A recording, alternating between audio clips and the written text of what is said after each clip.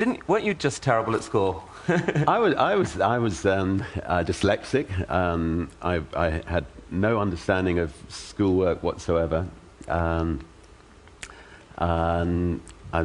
certainly would have failed IQ tests. And you know, it's one of the reasons I left school when I was 15 years old. And if if I'm not interested in something, you know, I don't grasp it. As somebody who's dyslexic, you also have some quite bizarre situations. I mean, for instance, and I've had to, you know, I've been running the largest group of private companies in Europe, but haven't been able to know the difference between net and gross. And so the board meetings have been fascinating. And so, you know, is that good news or bad news? And generally people would say, oh, well, that's bad news. but just to clarify, the $25 billion is gross, right? That's gross.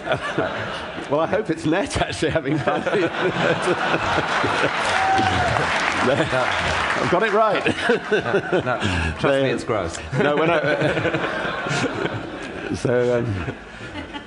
so when I turned 50, somebody took me outside the boardroom and said, "Look, Richard, you know, let me draw on a diagram. Here's a net in the sea, and the fish have been pulled from the sea into this net, and that's the profits you've got left over in this little net, and everything else is I finally worked it all out." So.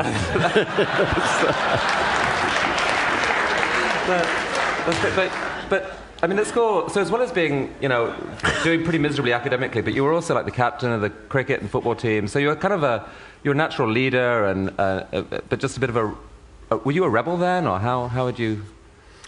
Yeah, I think I was a bit of a maverick, but